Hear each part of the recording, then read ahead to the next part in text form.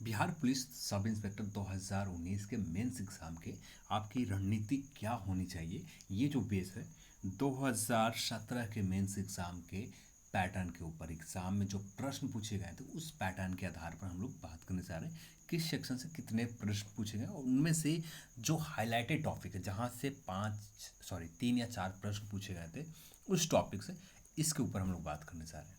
Main focus यहाँ पर जो होगा सिलेबस के अकॉर्डिंग ही बात करेंगे। कुछ चीज़ें सिलेबस में मेंशन नहीं किए गए फिर भी एग्ज़ाम में वहाँ से पूछे जाते हैं प्रश्न, ये भी हम लोग इस वीडियो में जानेंगे। टोटल जो सिलेबस के ऊपर जो भी आपको इस वीडियो में एनालिसिस मिलने जा रहा है सिलेबस के अकॉर्डिंग और पुराने एग्ज़ाम के पैटर्न के अकॉर्डिंग। तो चलिए इस वीडियो को शुरू करते हैं। चैनल पर आप पहली बार विजिट कर रहे हैं तो चैनल को पहले सब्सक्राइब कर लें जिससे आपको वीडियो प्राप्त हो। अब नोटिफिकेशन बेल आइकन क्लिक करके आप नोटिफिकेशन इनेबल करें जिसका आपको नोटिफिकेशन भी मिले। और वीडियो को लाइक करना ज़रूरी है, उससे ज़्यादा इंपॉर्टेंट है वीडियो को शेयर करना अपने दोस्तों के साथ, यदि जो आने वाले समय में बिहार एसआई मेंस एग्ज़ाम देने जा रहे हैं उनको लाभ मिल सके। तो इसमें बहुत मेहनत लगे तो आप ये काम ज़रूर करें। चलिए, और यहाँ पर एक चीज़ और जानेंगे किस विषय से कितने प्रश्न पूछे जाते हैं, ये भी हम लोग इस वीडियो में जानेंगे। तो चलिए इस वीडियो को शुरू करते हैं। बिहार सब इंस्पेक्टर के आप एग्ज़ाम पैटर्न के बारे में जानते हैं। सबसे पहले फिल्म्स होते हैं, जो फिल्म्स क्वालिफाई करते हैं उनको मेंस एग्ज़ाम में देना होता है। तो मेंस एग्ज़ाम में दो तरह से पेपर है, पेपर 1 और पेपर 2। पेपर 1 जो है आपका सिर्फ जनरल हिंदी समान हिंदी से पूछे जाते हैं, 100 प्रश्न पूछे जाते हैं, 200 मार्क्स 2 आवर्स दिए जाते हैं। यहाँ पर आपको 30% मार्क्स लाना बहुत ज़रूरी है। यदि आप 30% मार्क्स अपने स्कोर नहीं कर पाते हैं देन यहाँ से आप डिस्क्वालीफाई हो जाते हैं। तो यहाँ पर भी आपको मेहनत करने की ज़रूरत है। यहाँ पर ज़्यादा मेहनत करने की ज़रूरत नहीं है। यदि आप ग्रामर पोर्शन के ऊपर ही आप अच्छे से कवर कर लेते कुछ टॉपिक के ऊपर, जैसे मुहावरे हो गए, लोकोक्तियाँ हो गए या कहावतें हो गए, और संधि विच्छेद, एक शब्द के अनेक शब्द, विपर्थक शब्द, ये सारे चीज़ों के ऊपर जो समास, स्पेशली समाज से भी 4-5 प्रश्न पूछ दिए जाते हैं। समाज के ऊपर कुछ चीज़ों के ऊपर आप फोकस कर लेते हैं। आप जनरल हिंदी के लिए, समान हिंदी के लिए, इसके लिए बुक की बात करें तो ज़्यादा कुछ एडवांस बुक के ऊपर नहीं जाना है। आपके पास जो ग्रामर बुक उपलब्ध है उसमें ये सारी चीज़ें दिए रहते हैं, समाज के बारे में दिए रहते हैं, समाज के कुछ एग्जाम्पल दिए रहते हैं, साथ में विपर्थक शब्द आपको मिल जाते हैं, वहाँ पर आपको मुहावरे मिल जाते हैं, लोकोक्तियाँ मिल जाती हैं, तो सारी चीज़ें आपको वहाँ पर मिल जाते हैं। तो इसके लिए कोई स्पेशल बुक नहीं है कि आज सभी एग्ज़ाम के लिए कोई लूसेंट ले रहे हैं, कोई किसी और पब्लिकेशन ले रहे हैं, सारे पब्लिकेशन में एक ही जैसा है। तो यहाँ पर ज़रूरी नहीं है कि, ठीक है, तो कोई भी ग्रामर बुक ले लें उससे आपको मदद हो जाएंगे। और पैटर्न नंबर 2 जो पेपर है यही इंपॉर्टेंट पेपर है। यहाँ पर आपको स्कोर करना बहुत ज़रूरी है क्योंकि इसी एग्ज़ाम से, पेपर 2 के एग्ज़ाम से ही, पेपर 2 के जो आप स्कोर करते हैं इसी पर डिपेंड करता है आपको कट ऑफ, आपको मेरिट लिस्ट। अब मेरिट लिस्ट के लिए आपको मेहनत करनी है, बहुत मेहनत करनी होगी। और इसके लिए आपको एग्ज़ाम के पेपर यानी पैटर्न आपको पता होना चाहिए, किस तरह के प्रश्न पूछे जाते हैं। ये आप नहीं जानते तो बिल्कुल आप तैयार रहिए, इससे ज़्यादा स्कोर आप नहीं कर पाएंगे। तो एग्ज़ाम पैटर्न के ऊपर फोकस ज़रूर कीजिए। मेंस एग्ज़ाम के प्रश्न पत्र आप जहाँ से ढूंढिए, खोजिए और उसी के अकॉर्डिंग आप अपना प्रिपरेशन स्टार्ट कीजिए। यहाँ पर मैं कोशिश किया है पर सारे प्रश्न को आपको नहीं दिखा सकता, सारे प्रश्न को नहीं बता सकता। सिर्फ यहाँ पर आपको एक ओवरव्यू देने की कोशिश कर रहा हूँ कि जिससे आप एग्जैक्टली अनुमान लगा सकें।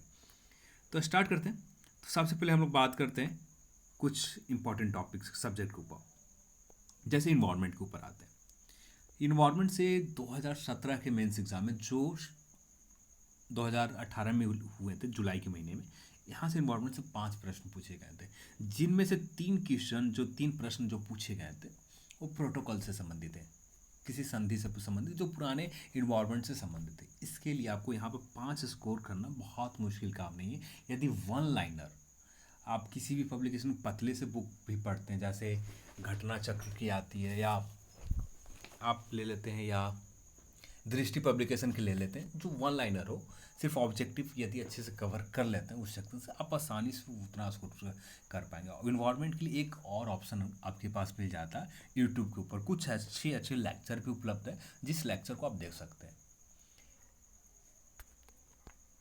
मैं यहाँ पर ये कहना चाहूँगा कि ये एक ऐसा टॉपिक है, जैसे घटना चक्र का मेरे पास एक पॉइंटर है जो कुछ प्रश्न के संग्रह है, इसका मैं पीडीएफ मैं अपने टेलीग्राम चैनल यानी एजुकेट एकेडमिक, आप @educated academy का आप सर्च करेंगे, ये नाम से एडुकेट एकेडमी टेलीग्राम पर आपको मिल जाएगा, वहाँ पर सर्च करें। वहाँ पर मैं इसका PDF डाल रखा घटना से पॉइंटर का, उससे एक बार ज़रूर पढ़ लें। और साथ में यूट्यूब का किसी भी इन्वायरमेंट रिलेटेड जो भी चैनल है उनके कुछ लेक्चर होंगे, 7 या 5 के आसपास लेक्चर होंगे टोटल कंप्लीट इन्वायरमेंट के 15-20 मिनट के। ये लेक्चर ज़रूर कंप्लीट कर लें, जो आपको यहाँ पर 5 नंबर के स्कोर करने में बहुत मददगार होंगे, क्योंकि आपका 1 नंबर भी बहुत इंपॉर्टेंट रखता है मेरिट लिस्ट के लिए। इसके बाद बात करें इकोनॉमिक्स तो सिलेबस में कहीं भी मेंशन नहीं किया गया कि इकोनॉमिक्स से सवाल पूछे जाएंगे, पर फिर भी यहाँ पर मेंस में 5 प्रश्न पूछे गए थे इकोनॉमिक्स से। इकोनॉमिक्स से जो भी प्रश्न पूछे गए थे थ्योरी बेस्ड थे, यानी यहाँ पर कुछ भी करंट इवेंट से संबंधित प्रश्न नहीं था। जो भी प्रश्न पूछे गए थ्योरी बेस्ड ही पूछे गए। तो यहाँ पर आपको जो फोकस करना होगा इकोनॉमिक्स के ऊपर। यदि अभी के समय में बात करें तो अभी आपके पास उतना समय नहीं है, क्योंकि लॉकडाउन बिहार में ज़्यादा समय तक नहीं लगेंगे, कुछ एरिया में छोड़कर। जैसे कुछ एरिया में जहाँ पर ज़्यादा कोरोना का मरीज़ें आए, उस एरिया को छोड़कर बाकी मैक्सिमम एरिया में लॉकडाउन लगभग हट जाएंगे, कुछ रियायतें के साथ हट जाएंगे। तो यहाँ पर आपको उम्मीद रख सकते हैं मेंस एग्ज़ाम भी बहुत जल्द ही अनाउंस होगा आपका। तो इकोनॉमिक्स के लिए आपके पास उतना समय नहीं है कि आप किसी अदर बुक को प्रीफर करें। तो आप कोशिश ये करें लुसेंट का कुछ सेक्शन, फैक्चुअल सेक्शन के ऊपर नहीं जाना है। लुसेंट के जो थ्योरी सेक्शन है 5-10 पेज के, उस पेज को, यानी जो चाहे आपको स्टार्टिंग के 5-10 पेज है उसके ऊपर ज़्यादा फोकस करें, फैक्चुअल के ऊपर थोड़ा कम फोकस करें। फैक्चुअल के ऊपर यहाँ पर जो भी प्रश्न बिहार SI के सब इंस्पेक्टर के मेंस एग्जाम पर बहुत कम प्रश्न पूछे गए थे, एक या दो प्रश्न थे मैक्सिमम। प्रश्न आपको थ्योरी बेस्ड थे, जैसे रिपोर्ट दर के ऊपर एक प्रश्न पूछे गए थे 2017 के मेंस एग्जाम पर, जो आप लुसेंट के 5-10 पेज आप कवर कर लेते हैं, वहाँ से आपका कवर हो जाता है। तो इकोनॉमिक्स के लिए भी ज़्यादा आपको सोचने की ज़रूरत नहीं है। उसके बाद बात करें पॉलिटी में बात करें तो यहाँ से 14 प्रश्न पूछे गए थे। मैक्सिमम प्रश्न यहाँ पर भारतीय संविधान से भी पूछे गए थे। कुछ प्रश्न, एक प्रश्न थे जो कथन के ऊपर पूछे गए थे, जो पॉलिटिकल साइंस के ऊपर, यानी ये कथन आपको भारतीय संविधान के बुक पढ़ने में भी कहीं कहीं मिल जाएंगे ये चीज़ के बारे में, किसी चीज़ के ऊपर। पर ये सिविक्स के कुछ पॉलिटिकल साइंस से रिलेटेड एक प्रश्न पूछे गए थे। अब जिसके लिए आप पूरी पॉलिटिकल साइंस या कहावतें उनके कथन के ऊपर तो आप नहीं पढ़ सकते, तो जो आप कथन आप भारतीय संविधान के बुक में या किसी यूट्यूब के माध्यम से मिल जाते हैं, पॉलिटिकल साइंस के कुछ कथन जो महान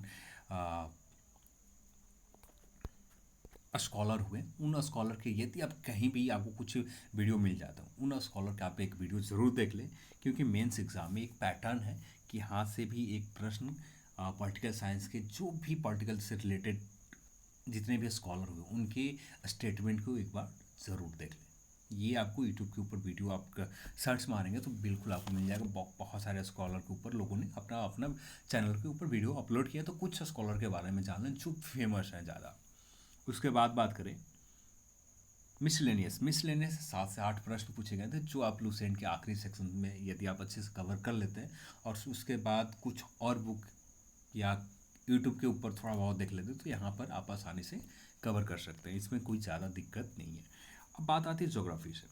ज्योग्राफी में जो मेन फोकस 14 प्रश्न पूछे गए थे मेंस एग्जाम में, यहाँ पर जो मेन फोकस किया जाता है जगह विशेष के ऊपर मेन फोकस किया जाता है। जैसे एग्रीकल्चर के संबंधित जैसे कुछ फल के नाम दे दिए गए, ये फल किस जगह के लिए फेमस है, या किसी चीज़ एग्रीकल्चर से संबंधित चीज़ों को ऊपर फसल के ऊपर दे दिए गए तो किस जगह के लिए फेमस है स्पेशली, इस तरह के प्रश्न पूछे जाते हैं। फिर डैम, जितने भी डैम है बांध है उनके ऊपर प्रश्न पूछे जाते हैं, और किस जगह पर ये डैम है, किस जगह के लिए ये चीज़ फेमस है। इसके ऊपर इंडस्ट्रियल एरिया जितने भी है, इंडस्ट्रियल एरिया, छोटे छोटे इंडस्ट्रियल एरिया के ऊपर हम लोग फोकस नहीं करते, पर वो इंडस्ट्रियल एरिया किसी ने एक चीज़ के लिए फेमस होता है, चाहे पेट्रोलियम के लिए फेमस हो, चाहे उर्वरक के लिए फेमस हो। तो इंडस्ट्रियल एरिया के ऊपर भी हर साल प्रीलिम्स मेंस, चाहे एक्साइज की बात हो, एक्साइज में भी प्रीलिम्स मेंस में पूछे गए, या 2019 के प्रीलिम्स एग्जाम में पूछा जाता है, इंडस्ट्रियल एरिया से भी प्रश्न पूछे जाते हैं। तो प्लेस के ऊपर जितने भी इलेक्ट्रिसिटी प्लांट हैं, जो भी पावर ग्रिड है, जहाँ भी प्रोजेक्ट चल रहे हैं, उनके ऊपर भी प्रश्न पूछ दिए जाते हैं। जैसे पिछले बार मेंस एग्जाम में लोनावाला महाराष्ट्र के 2 बिजली घर के ऊपर पूछे गए थे, वो 21 जगह पर स्थित है। यहाँ पर कह सकते हैं 3 प्रश्न, 3 2 5 1 6 प्रश्न ऐसे पूछे गए जो जगह विशेष थे। तो यहाँ पर आप किसी चीज़ के ऊपर यानी ज्योग्राफी के ऊपर फोकस कर रहे हैं, मैक्सिमम प्रश्न जगह विशेष के ऊपर पूछे जा रहे हैं, तो क्यों किसी और सेक्टर के ऊपर अपना एनर्जी ज़्यादा जाएगा। अब ये लगातार पूछे जा रहे हैं, प्रीलिम्स में भी, मेंस में भी, साथ में एक्साइज सब इंस्पेक्टर में भी, उसके बाद जो 2019 में भी हुए एग्ज़ाम वहाँ पर भी पूछे गए। जगह विशेष से 2019 के प्रीलिम्स एग्जाम में थोड़ा कम क्वेश्चन कर दिए गए, पर पूछे गए। जो प्रश्न 6 प्रश्न पूछे गए थे 2017 के मेंस में, इसे कम करके 3 या 4 कर दिए। तो प्रश्न की संख्या थोड़ा सा कम है, पर हो सकता है कि अगले एग्जाम में ये प्रश्न की संख्या बढ़ जाए। तो यहाँ पर आपको ज़्यादा फोकस करनी चाहिए। ये मैं मैक्सिमम वीडियो में ये आप सभी को बोलता हूँ, यदि आप पेपर को थोड़ा सा एनालाइज सही ढंग से करते हैं तो आपको ये पता होता है। तो जब तक आपको ये पता नहीं है कि आपको क्या पढ़ना है, तो बहुत मुश्किल है किसी एग्ज़ाम को क्रैक करना। यदि इस बार के यदि बहुत सारे लोग कमेंट करते हैं इस बार आपने बिहार एसआई दिया था कि नहीं, मैंने बिहार एसआई इस बार नहीं दिया था। यदि दिया होता तो बहुत समय नहीं थे मेरे पास। अभी इंटर्न कर रहा हूँ, अभी इंटर्न कंप्लीट भी नहीं हुआ। इंटर्न कंप्लीट मेरे पास होंगे मई के महीने में। लॉकडाउन की वजह से अभी बंद है, अभी घर पर हूँ, इस वजह से ये सारी चीज़ें काम कर पा रहा हूँ, पढ़ भी पा रहा हूँ। नहीं तो ये भी नहीं हो पाते थे। 12 घंटे 8 11 घंटे काम करने होते थे, देन इंटर्न करने होते थे, मुश्किल होते थे। तो वो जो 2020 के बिहार एसआई आ रहे हैं उसमें मैं आप सभी लोग के साथ प्रिपरेशन करूँगा, और साथ में जो चीज़ें मैं पढ़ूँगा उस चीज़ के ऊपर हम आप सभी के साथ भी बात करूँगा, और जिससे आपका प्रिपरेशन भी बेहतर तरीके से हो सके। ये सारी चीज़ें हम लोग करते रहेंगे। उसके बाद बात करें डेमोग्राफी। डेमोग्राफी एक सेक्शन है, यहाँ पर एक प्रश्न पूछे गए थे। बाकी जो प्रश्न पूछे गए जितने भी एग्रीसी से पूछे गए, चाहे फिर आप 2 या 3 प्रश्न थे ऊंची चोटी के ऊपर, जितने भी प्रायद्वीपीय भारत के, या मैक्सिमम जो प्रश्न थे प्रायद्वीपीय भारत के इससे ऊंची चोटी के ऊपर, दक्षिणतम बिंदु की सबसे ऊंची चोटी कौन सी है, तो इस तरह के प्रश्न पूछे गए थे। तो इसके ऊपर यानी भारत के जोग्राफिकल